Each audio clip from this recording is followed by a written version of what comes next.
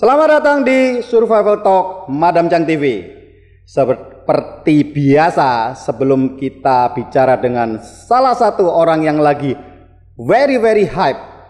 Pernah dengar nggak di atas langit ada siapa? Dan Crazy Rich-nya Surabaya nih mau hadir di podcast Survival Talk ini. Subscribe dulu dan loncengnya dinyalain ya. Oke, langsung saja. Selamat datang di Survival Talk Madam Chang TV, Melvin Tenggara. Thank you.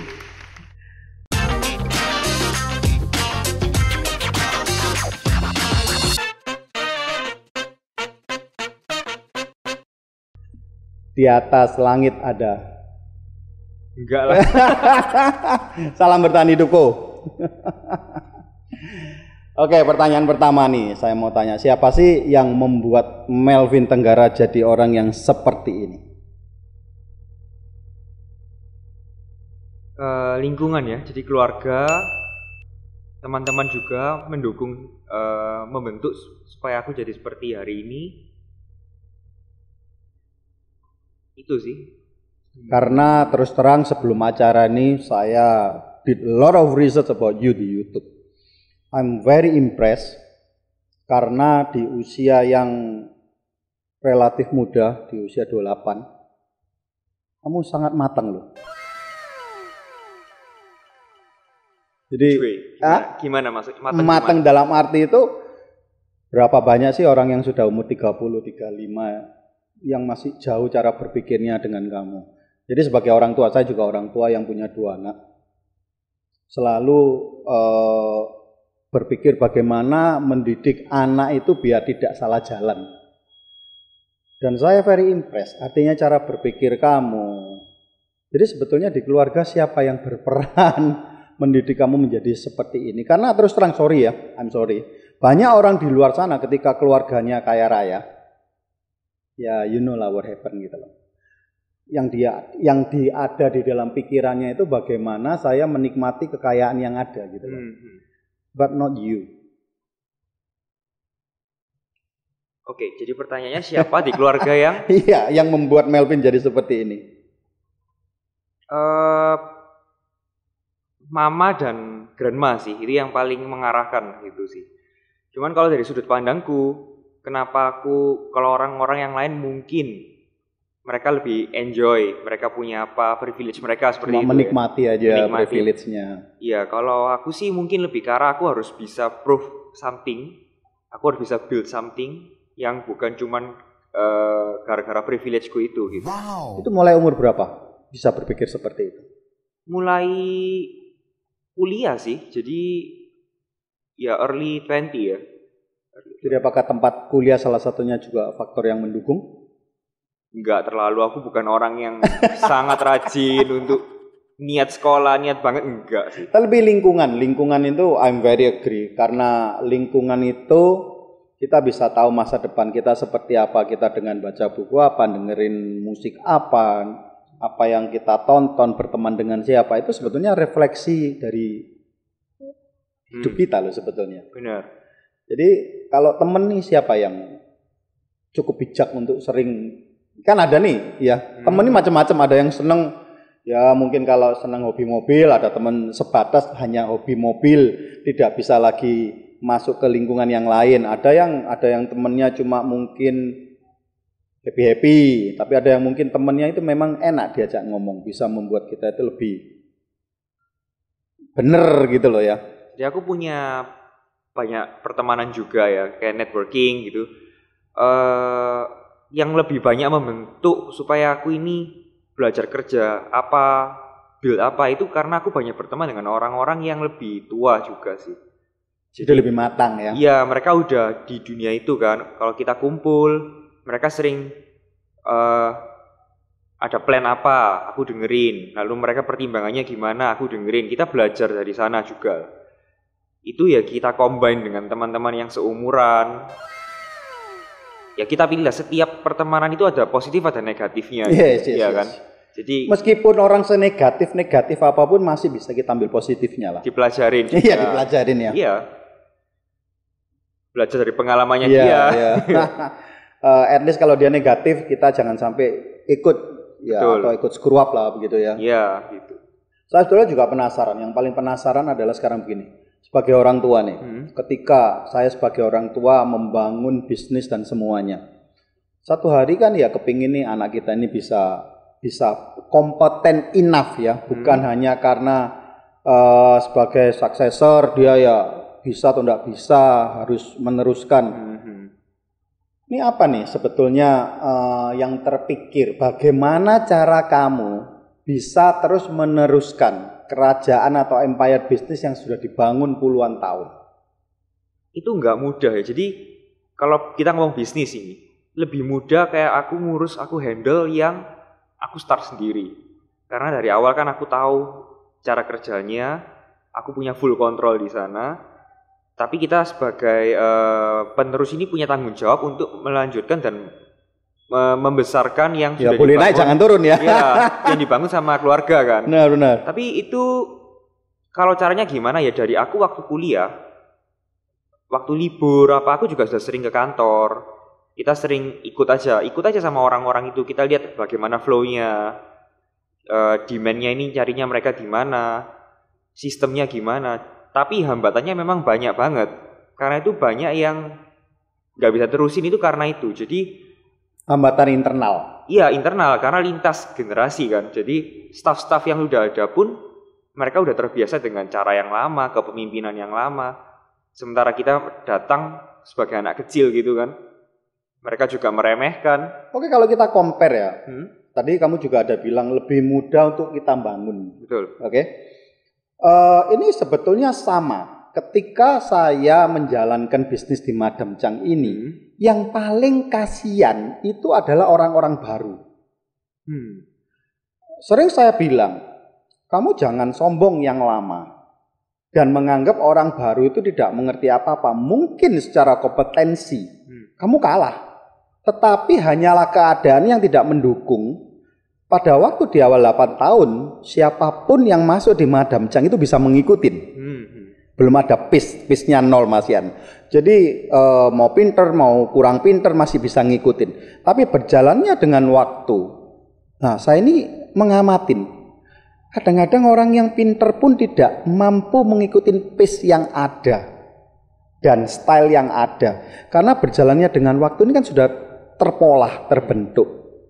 Ya, mungkin seperti itu ya. Benar. Jadi apalagi udah lama kan, udah puluhan tahun, lebih susah lagi untuk direvisi, diupdate gitu. Mungkin 50 tahun ada ya? Iya, ya perusahaan mereka, itu ya. Jadi mereka udah terbiasa dengan sistem yang analog mungkin ya. Kita mau buat lebih modern juga ribet. Contoh simpel aja mungkin ya, kayak buat website atau apa itu udah, mungkin mereka merasa itu nggak penting, ya kan? Atau cara marketing kita yang baru, mereka merasa itu juga nggak jelas gitu. Ya butuh waktu. Tapi yang paling menarik ya, yang paling menarik nih, belakangan dalam 2 tahun mungkin ya, kamu sudah mulai membangun bisnis kamu dari F&B dan macam-macam gitu ya. Saya kepingin tahu mungkin kenapa lebih fokus membangun sesuatu sendiri instead of benar-benar lebih mempelajarin apapun yang sudah ada. Gini, apa yang aku bangun itu aku lakukan di sela-sela aku mengerjakan family business. Jadi cuma untuk orang-orang di luar sana mungkin yang terekspos seperti itu, karena aku lebih banyak mengekspos apa yang aku build myself. Itu kan. Kalau aku di kantor kan ya bingung juga, masa aku story meeting gitu. Iya kan? Gitu. Ya. Oke, jadi sebetulnya prioritas tetap sebagai successor ya. Ya itu yang paling, ya sama pentingnya sih, tapi aku punya tanggung jawab di sana juga kan. Karena aku juga sebagai cucu yang paling tua gitu. Tapi dengan adanya ini juga kan kadang-kadang your family akhirnya juga melihat ya, wih ini adalah orang yang cukup ulet ini. Oh, orang ini cara berpikirnya bisa menghasilkan sesuatu. Not really, soalnya mereka juga terutama kayak grandma gitu ya, mereka merasa kenapa kamu waste your time di sini?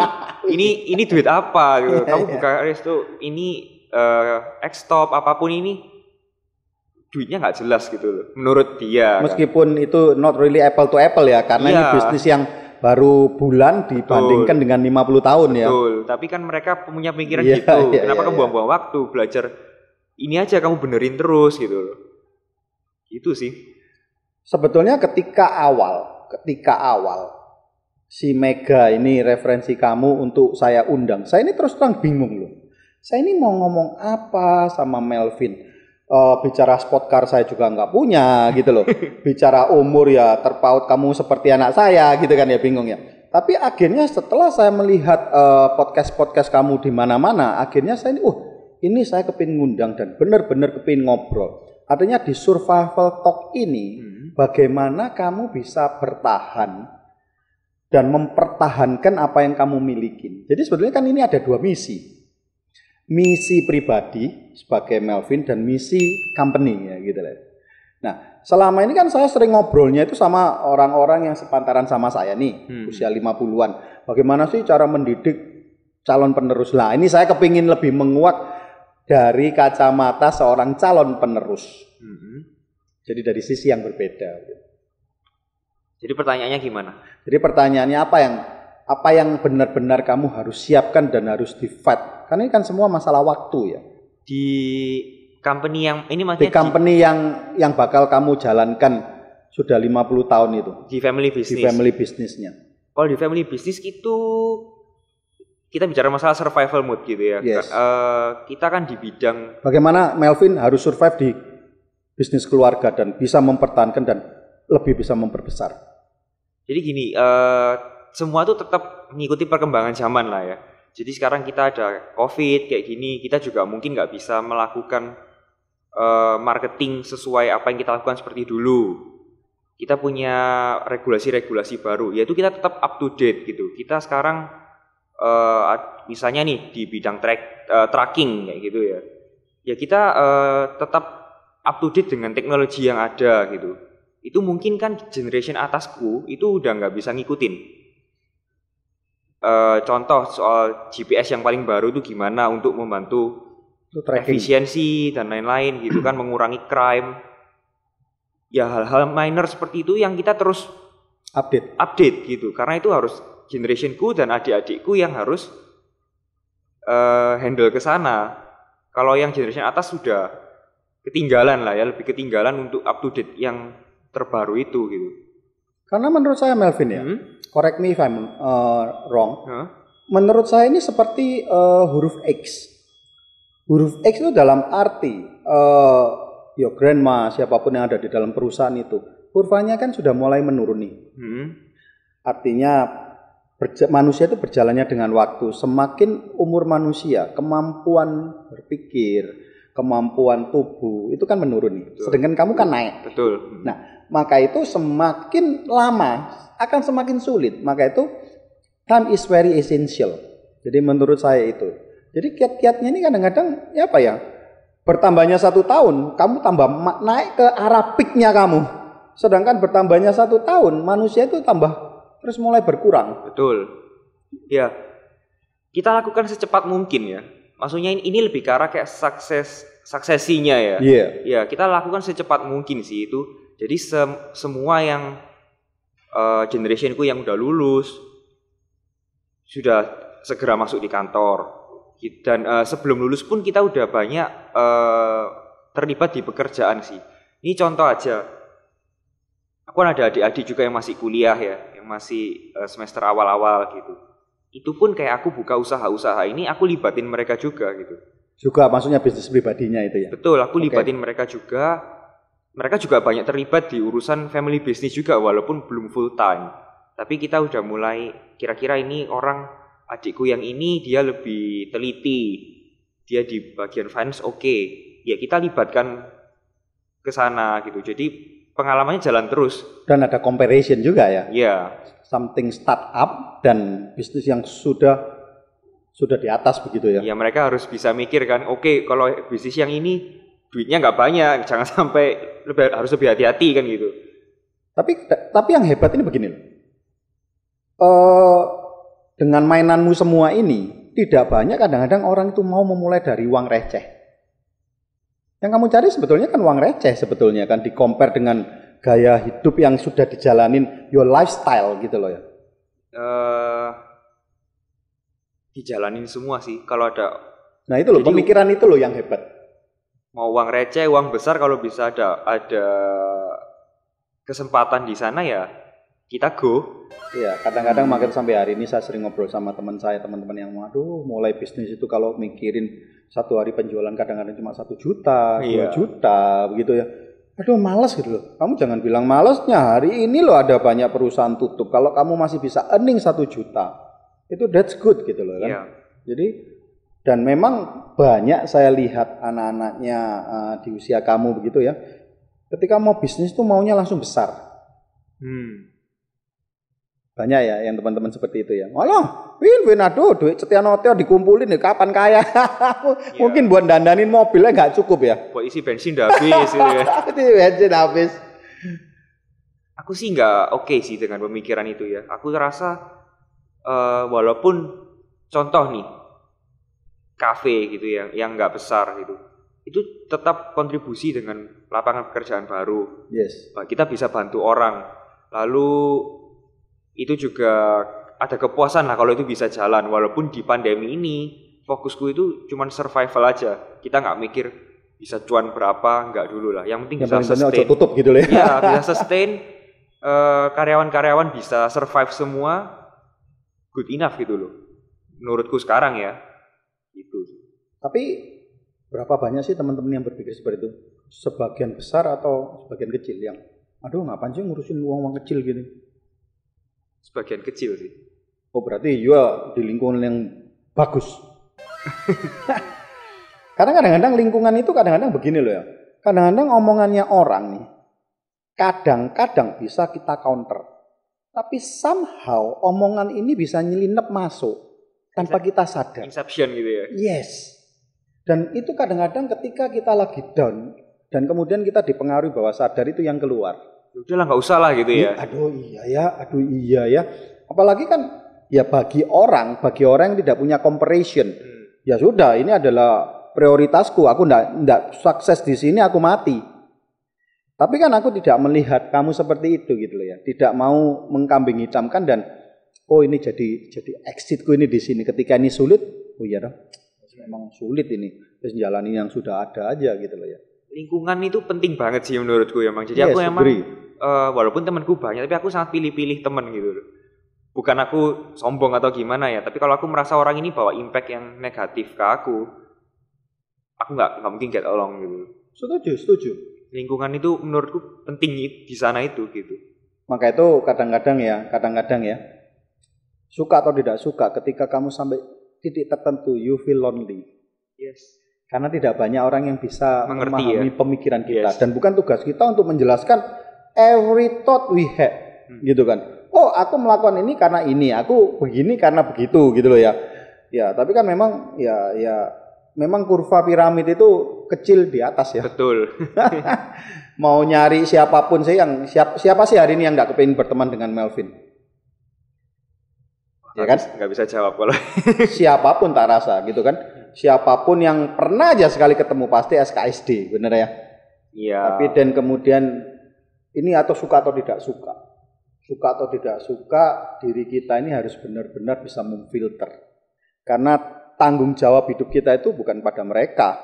Tanggung jawab kita kepada Melvin, bagaimana kamu bisa bertahan hidup dan melewati masa transisi ini sampai benar-benar apa yang kamu lakukan benar-benar bisa berhasil dan sukses ini sukses gitu kan.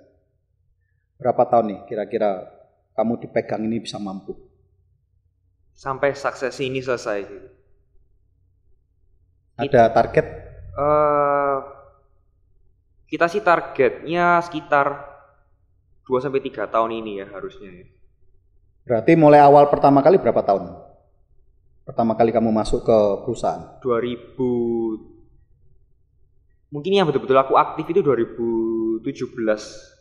2017 3 tahun lagi berarti 6, butuh 6 years ya. Itu masih target ya, bisa mundur kan. Dan bisa lebih cepat. Iya bisa lebih cepat, tergantung situasi sih. Tapi dengan keadaan ini bukannya ini memboost kamu semakin lebih tangguh dengan adanya COVID ini? Benar, tapi dalam proses suksesi ini ada banyak hal yang terhambat juga karena COVID ini gitu ya. In term of bisnisnya kan, in term of business, in term you. In term of misal nih, kita perlu discuss dengan orang-orang. Mungkin kayak generation atasku ini juga nggak bisa sepenuhnya terima omonganku aja kan. Mereka perlu discuss dengan orang-orang lain, itu juga banyak yang terhambat gitu loh. Secara prosedural juga banyak yang terhambat. Ya kadang-kadang mungkin ya grandma lagi discuss dengan seseorangnya juga lagi. Ya, sehingga pendapatnya juga reliable nggak gitu ya? Ya itu aku kan sering concern gitu karena yang mereka tanya ini kadang-kadang belum tentu reliable. Dan kebanyakan ditanya juga umurnya sama kan? Betul, mereka outdated juga. Tapi kalau aku menegur tersinggung ntar. Ya kan? Ini memang terus terang ya. Kalau Melvin lihat ya, timku ini semua muda. Saya ini menyadarin, meskipun dengan saya ini sangat rajin untuk belajar. Setiap malam saya itu tidak pernah lepas dari YouTube karena di YouTube itu ada 23.000 tutorial. Apapun saya belajar. Tetapi ada satu yang tidak bisa. Itu umur otak. Umur otak itu dalam arti begini. Ya memang otak ini lucu. Ketika kita berpikir semakin kuatlah otak itu terbentuklah sinap-sinap yang baru. Tapi suka atau tidak suka, caranya itu beda. Maka itu saya ini senang mengkombinasikan bekerja sama dengan anak muda itu gimana? Your creativity. Ya kan, sesuatu pemikiran yang kita tidak pernah terpikir itu yang harus dikombin. Sekarang itu mau tidak mau kita harus kombin dengan generasi muda, nggak bisa lagi. Betul, tapi kan cuma kita ini sebetulnya menang apa sih? Menang tua dan pengalaman itu tok loh, betul. Ya pengalaman itu yang kadang membuat border. Jadi mereka merasa kamu ini belum punya. Tapi ada lagi Vin. Pengalaman. The stage. Artinya taruhannya itu besar, bukan cuma pengalaman aja. Right. Artinya gini, saya ini pernah ngomong nih kepada salah satu teman saya yang tidak cukup beruntung di dunia bisnis. Artinya sampai hari ini dia masih kerja di perusahaannya orang. Dia very easy untuk membesarkan anaknya. Ya kan? Karena nothing at stage. Tidak ada yang dipertaruhkan. Tapi kalau perusahaannya itu triliunan revenue-nya, yang dipertaruhkan ini gede gitu. Dipertaruhkan kalau pilih orang. Yes. The end of everything. 50 tahun itu habis. Suka atau tidak suka kalau kamu dengar ya. Di Surabaya ini banyak loh orang kaya yang hancur bisnisnya ketika diturunkan ke anaknya. Iya, biasanya nggak lewat third generation ya biasanya ya. Nggak lewat. You know why? Karena mereka take it for granted. Well, begini loh ya. Sekarang akan lebih mudah saya bicara sama Melvin. Kamu kan bangun bisnis mulai awal nih. Yeah. Ada yang namanya chemistry between you and your staff. Betul. Dan chemistry itu enggak bisa ketika tahu-tahu adik kamu pulang dari Australia, dari Amerika datang dan menggantikan Melvin. Dan ini yang banyak tidak diperhatikan orang. Jadi teamwork ini butuh chemistry. Nah, banyak orang tua saya lihat sekarang, yang kemarin-kemarin nih, yang saya lihat kenapa ya bisnisnya itu hancur. Dia itu memaksakan, ini anak saya, kamu nggak suka kamu keluar loh. Tapi dia lupa yang sedang disuruh keluar itu adalah orang-orang yang membangun bisnisnya mulai nol. Dan anaknya itu hanya sekedar mempunyai privilege di KSK. Tapi di perusahaan nggak ada, nggak punya sejarah, nggak punya history. Lah kadang-kadang itu kasih orang tua itu yang akhirnya menghancurkan perusahaan itu. Itu paling banyak ke Chinese family ya. Jadi kalau menurutku sih itu termasuk salah satu yang aku sering bahas sama keluargaku juga. Belum tentu semua orang ini di generationku ini minat di bidang ini. Minat dan mampu mungkin ya. Dan mampu di bidang ini. And that's okay gitu loh. Menurutku mereka tetap mereka punya hak di sana. Tapi mereka tidak harus in charge untuk direct perusahaan ini ke arah mana. Jadi dari sana kita bisa selektif gimana caranya kita profesional gitu loh. Karena perusahaan yang dewasa pada akhirnya adalah perusahaan yang diarahkan, yang memimpin ini adalah profesional.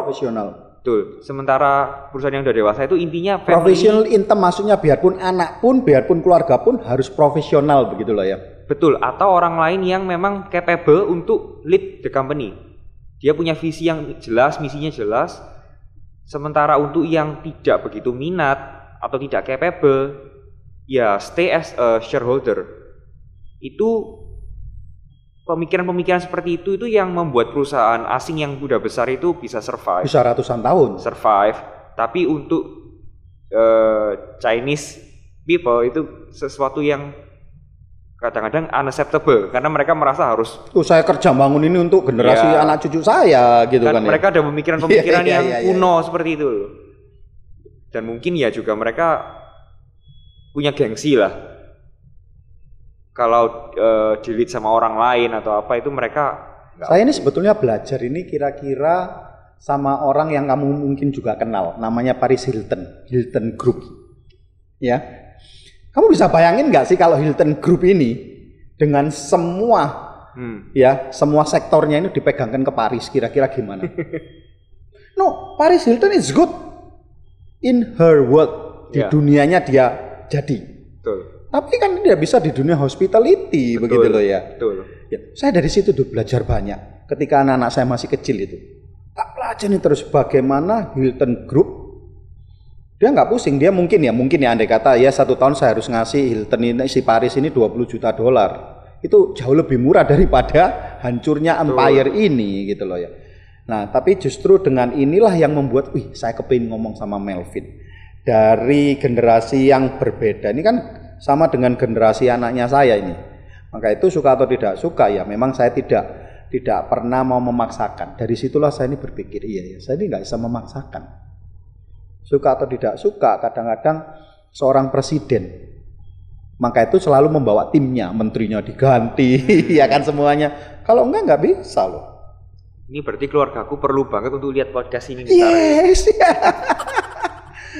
Ya kan? Jadi suka atau tidak suka yang mana yang prioritas, tapi semua ya kembali lagi ke decision maker yang memutuskan. Nggak bisa mau jadi atau tidak jadi, memang target saya adalah pas tongkat estafet ini ke Melvin ya oke, dengan segala konsekuensinya. Tapi kalau memang mau dipikir bareng-bareng apakah benar-benar mampu atau tidak mampu, tapi gini ya, kalau aku melihat ya you gonna make it. Thank you. Serius. Apa? Kuncinya apa? Ada satu yang kamu omongkan di podcastnya siapa? Si Alfred. Albert itu. Yang membuat aku, orang ini bisa jadi. Berapa banyak sih orang sekarang itu mau benar-benar terlibat di dalam bisnisnya. Dan ketika deadline itu ada, kamu masih mau jaga sampai jam 3, jam 4 pagi. Itu kuncinya. Terlibat langsung gitu ya? Iya, dan kamu boleh kan? Siapa yang berani ngomong? Kamu jangan pulang loh, Vin. Iya kan? And you did it. Memastikan uang receh ini bisa berhasil. Wow. Lah kalau uang receh ini bisa kamu pikirkan, lah masa sih uang triliunan kamu nggak mikir gitu loh? Itu loh.